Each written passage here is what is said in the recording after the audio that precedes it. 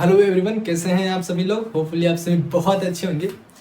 तो पिछली वीडियो में हमने हाइड्रोजन स्पेक्ट्रम को देखा था और बोर के ड्रॉबैक्स भी हमने देखे थे, जिसमें बोहर ने एक छोटी सी कहानी जो कि बहुत बड़ी कहानी बन गई थी उनके लिए, वो उन्होंने छोड़ी थी। कौन सी कहानी?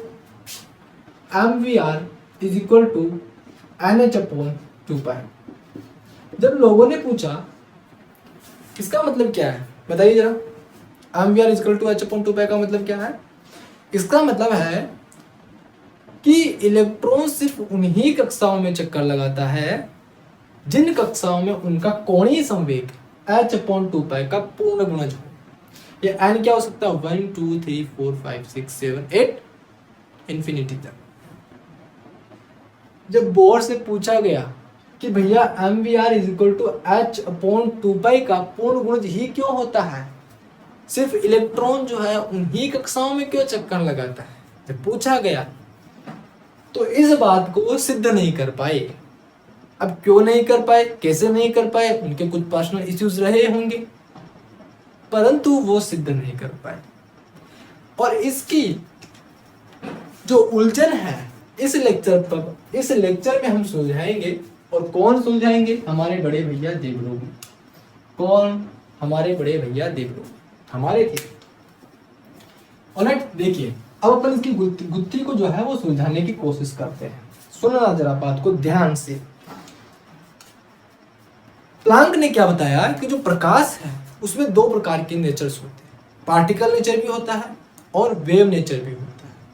जो फोटोन है उसमें दो प्रकार के नेचर, सब पार्टिकल नेचर और वेव नेचर होता है।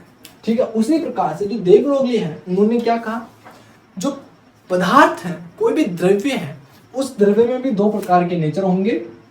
एक तो होगा उसका कणीय नेचर, कणीय प्रकृति, और दूसरा होगा उसका जो है तरंग प्रकृति, यानी कि वेव नेचर। और किसी भी पदार्थ को जो है डे ब्रोगली से पहले सभी जो है किसी भी पदार्थ को सिर्फ कणीय प्रकृति का मानकर ही चल रहे थे। कोई इस बात पे ध्यान नहीं दे रहा था। ध्यान दिया किसने? डे ब्रोगली भाई साहब ने। अब सुनो मेरी बात। कोई भी पदार्थ है, मान लीजिए ये कोई पदार्थ है, ये बड़ा पदार्थ है, कोई भारी पदार्थ है, तो उसके लिए तरंगी प्रकृति को देख पाना थोड़ा मुश्किल होता है। ये गिराया, इसमें कोई तरंगे अपने को नजर नहीं आ रही है, परंतु इसमें अगर हम इलेक्ट्रॉन्स की स्टडी करते हैं, जो बहुत ही छोटा, बहुत ही हल्का माइक्रोस्कोपिक पार्टिकल होता है, उस पार्टिकल में तरंगी प्रकृति का होना स्वाभाविक है। वो तरंगी प्रकृति को शो करता है। जैसे कि मान के चलते हैं कि कोई पेज है, उस पेज को आप ऊपर से गिराते हो तो वो कैसे आता है? इस प्रकार से आता है ना, आता है कि नहीं आता है? तो वहां पर वो कुछ वेव के फॉर्म में आ रहा है। क्यों? क्योंकि वो हल्का है। परंतु पेपर का खुद का अपने आप में काफी ज्यादा वजन होता है, जिसकी वजह से एक प्रॉपर वेव के फॉर्म में वो गति नहीं कर पाता। और इलेक्ट्रॉन का तो भैया मास ही नहीं होता है। कितना होता है? 9.1 मल्टीप्लाई 10⁻³ kg, बहुत कम होता है। परमाणु का परमाणु भार निकालेंगे तो भी हम उसके भार को कैलकुलेट नहीं करते। तो सोचो इलेक्ट्रॉन कितना हल्का पार्टिकल है। और ये जो ड्यूल नेचर है, ये एक बहुत ही हल्के पार्टिकल्स के लिए एप्लीकेबल होता है, जैसे कि प्रोटॉन्स, इलेक्ट्रॉन्स और न्यूट्रॉन्स। ये वेव नेचर को शो करने में कैपेबल होते हैं। समझ में आ गई? तो इलेक्ट्रॉन्स को अभी तक सिर्फ दे ब्रोगली से पहले पार्टिकल नेचर ही माना जा रहा था, प्योर पार्टिकल नेचर। परंतु दे ब्रोगली ने बताया कि जो इलेक्ट्रॉन्स है, जो माइक्रोस्कोपिक पार्टिकल्स होते हैं, उनमें एक नेचर और एक्स्ट्रा होता है, वो होता है तरंग नेचर। वो तरंगी प्रकृति को शो कर सकते हैं। बातें समझ में आ रही? तो यहां से उन्होंने एक फॉर्मूला डिराइव किया कि ये जो कोई पार्टिकल है वो तरंगी प्रकृति का होगा तो उसकी कोई ना कोई वेवलेंथ होगी, और उसकी वेवलेंथ जो है वो होगी H/p, यानी कि जो उसकी जो लेम्डा है वो उसके संवेग के व्युत्क्रमानुपाती होगी। ये क्या उसका संवेग है? H/mv भी कह सकते हैं।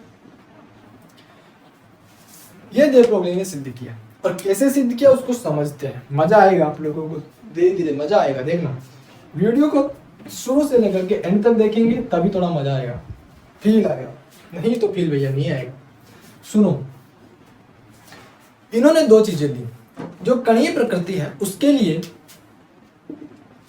आइंस्टीन ने एक फॉर्मूला डिराइव किया, वो था E = mc², E = mc²।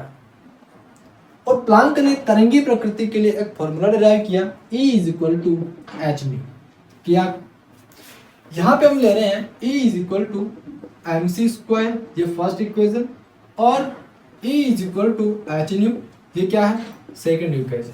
ये दोनों ही इक्वेशंस को मिक्स करके इन्होंने किसी पार्टिकल के लेमडा को उन्होंने निकाल दिया।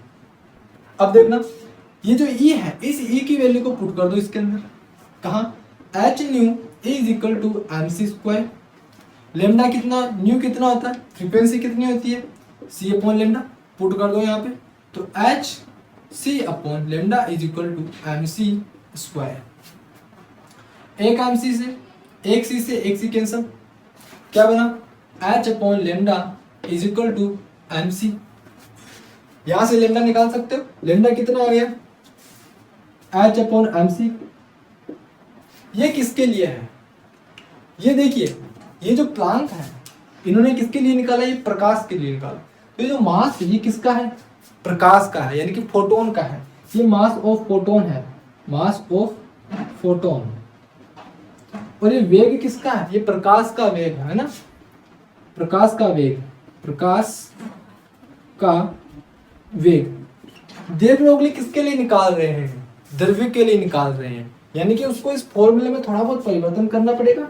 इन्होंने क्या किया, ये जो मास है लेमडा = h अपॉन जो स्मॉल m है, जिसको अपन क्या कर रहे हैं, मास ऑफ फोटोन है, इसको किसी से परिवर्तित कर दिया इन्होंने, मास ऑफ मैटर से परिवर्तित कर दिया।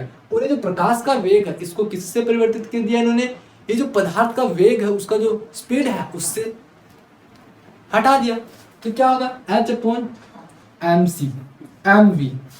ये इन्होंने एंड में फॉर्मूला डिराइव कर दिया। ये क्या है आपका, मास ऑफ मैटर, ये क्या है, जो भी मैटर है उसकी स्पीड कितनी है, उसका वेग है ये, ठीक है। इसको हम क्या लिख सकते हैं, लेमडा = h/p भी लिख सकते हैं। कोई दिक्कत परेशानी वाली बात नहीं होनी चाहिए, फटाफट से नोट करो। अब यहीं से जो है इस फॉर्मूले को ध्यान से देखना, इस फॉर्मूले से ही हम बोर की उलझनों को सुलझाएंगे, बोर की उलझनों को सुलझाएंगे। देखना, सब कर दे बेटा। चलिए, अब एक बात यहां से इस फॉर्मूले से भी अपने को ये समझ में आती है कि अगर जो मास है किसी भी मैटर का, अगर मास बढ़ता है यानी कि उसका द्रव्यमान बढ़ता है तो लेमडा घटेगी, यानी कि वो तरंगी प्रकृति को शो करने में थोड़ा सक्षम, यानी कि उसकी एबिलिटी जो है वो घटती चली जाएगी। जैसा मैंने आप लोगों को बताया कि अगर किसी कोई पदार्थ बड़ा है, मान लीजिए कोई भारी वस्तु है, तो वो तरंगी प्रकृति को शो नहीं कर पाएगा, लेकिन वो कणीय प्रकृति को बेहतर तरीके से रिप्रेजेंट कर पाएगा। लेकिन अगर उसका मास बहुत ही कम है तो उसकी वेवलेंथ बढ़ेगी, वो तरंगी प्रकृति को बड़े अच्छे से शो कर पाएगा, जैसे कि इलेक्ट्रॉन्स, प्रोटॉन्स और न्यूट्रॉन्स। और इलेक्ट्रॉन का तो भैया मास ही नहीं होता है, समझ रहे हो। देखो, इस फॉर्मूले की मदद से हम बोर की उलझन को सुलझाने की जो गुत्थी थी उसको सुलझाएंगे। देखना, क्या कहा जा रहा था, परमाणु में जो इलेक्ट्रॉन्स होते हैं, ये जो परमाणु है, इस परमाणु में जो इलेक्ट्रॉन्स होगा वो एक वृत्ताकार पथ में चक्कर लगाएंगे नाभिक के चारों ओर, ऐसा माना जा रहा था, ऐसा ही है। और इस वृत्ताकार पथ की अगर मैं परिधि निकालूं तो वो क्या है, 2πr। बोलो हाँ के ना, 2πr है, यानी कि ये 2πr परिधि वाले कक्षक में चक्कर लगा रहा है, घूम रहा है। परंतु दे ब्रोगली ने कहा जो इलेक्ट्रॉन्स हैं, जो माइक्रोस्कोपिक पार्टिकल्स होते हैं, वो अपने तरंगी प्रकृति को भी शो करते हैं। नई कहानी निकल के आ रही है यहाँ से, यानी कि इलेक्ट्रॉन अपनी तरंगी प्रकृति को शो करेगा, और इलेक्ट्रॉन जो है जब गति करेगा, जब इस पथ में चक्कर लगाएगा, तो वो एक तरंग के रूप में चक्कर लगाएगा, तरंग को बनाते हुए वो चक्कर लगाएगा। यानी कि ये इलेक्ट्रॉन जो है इस पाथ में एक तरंग के रूप में गति करेगा, कुछ इस प्रकार से। एक तरंग बनाते हुए वो गति करेगा, और जिस पथ में वो जितनी तरंगे बनाते हुए गति कर रहा है वो कक्षक उतना ही होगा। जैसे कि अगर ये इस तरंग को देखो, ये भी पूरी एक तरंग है, ये एक तरंग है, ये भी एक तरंग है, और ये भी एक तरंग है। तो यहाँ पे देखिए तरंगों की संख्या कितनी है, 1 2 3 4 5, यानी कि ये कक्षक भी कौन सा होगा, n = 5, ये 5वां ऑर्बिटल होगा। अगर किसी वृत्ताकार पथ में वो चार तरंगे बनाते हुए पूरे वृत्ताकार पथ में अगर वो घूमता है तो वो कौन सा कक्षक है, n = 4 है। और अगर वो एक ही तरंग में, जैसे कि मान के चलती है ये पूरी एक तरंग है, इस एक ही तरंग में वो पूरे सर्किल को, जो पूरा पथ है उसको कवर कर लेता है, तो वो n = 2 है, n = 1 है। और अगर वो दो तरंगों में एक तरंग और ये दूसरी तरंग, अगर वो दो तरंग में पूरे सर्कुलर पथ को अगर वो कंप्लीट करता है तो वो क्या है, n = 2 है। तो इस प्रकार से कक्षकों की संख्या निकाली जा सकती है उनकी तरंगों के आधार पे। बात समझ में आ रही? चलिए, तो इतना तो आपको समझ में आएगा कि जो n है वो कैसे निकलेगा। जो लेमडा है, जितनी उसकी लेमडा होगी, जितनी उसकी तरंगों की संख्या होगी, वही उसका ऑर्बिटल भी होगा। ठीक है, तो अब देखो यहाँ पे पहले क्या माना जाता है, जो इलेक्ट्रॉन है वो वृत्ताकार पथ में लगातार घूम रहा है एक पार्टिकल को मानते हुए, तो उसकी परिधि यानी कि जो गोले की परिधि है वो क्या है, 2πr। परंतु ब्रोगली ने क्या कहा, इलेक्ट्रॉन जो है तरंग के रूप में घूम रहा है, यानी कि वो जो 2πr परिधि है उसको एक तरंग के रूप में ले रहा है, लेमडा के रूप में ले रहा है, यानी कि 2πr किसके इक्वल है, लेमडा के। और लेमडा कितना, जितनी तरंगे हैं उतनी, यानी कि अगर ये 6 है, ये 5 तरंगों के रूप में जा रहा है, तो कितने 5 लेमडा है, ये 2πr कितना है, 5 लेमडा, यानी कि हम क्या कर सकते हैं, n लेमडा है। बोलो समझ में आया कि नहीं आया? मजेदार चीजें निकल के आ रही है। अब सुनो, फॉर्मूला क्या दिया था उन्होंने, लेमडा = m/v, h/mv, पुट कर दो यहाँ पे, 2πr = n h/mv। 2π को नीचे ले लो, mv को इधर ले लो, तो कितना हो गया, mvr = h/2π, और इधर n। बोलो क्या दिखाई आप लोगों को, क्या दिखा, बुद्धू ये क्या है, mvr = n/2π। बोर ने जो बताया था वही तो चीज है बेटा, अलग नहीं है, ये वही चीज है। ये लो कर दिया ब्रोगली ने सिद्ध, कैसे आया। और ऐसे ही इन्होंने बताया कि इलेक्ट्रॉन जो है सिर्फ उन्हीं कक्षाओं में चक्कर लगाएगा जहां पर h/2π का पूर्ण गुणज होगा, किसका, कोणीय संवेग इलेक्ट्रॉन का। समझ में आ रही चीज? चलिए, तो इस प्रकार से जो बोहर ने एक कहानी छोड़ी, एक उलझन उन्होंने रख दी लोगों के सामने, वो उलझन जो है यहां से सिद्ध हुई, किससे, ड्यूल नेचर ऑफ पार्टिकल। बहुत इंपॉर्टेंट है, ये बहुत इंपॉर्टेंट है, एग्जाम में पूछी जाती है और यहाँ से क्वेश्चंस भी पूछे जाते हैं। ठीक है ना? तो होपफुली आपको वीडियो समझ में आया होगा। मिलेंगे नेक्स्ट क्लास में, तब तक के लिए thank you so much for watching this video. और हाँ, जय किसान, जय भारत, वंदे मातरम।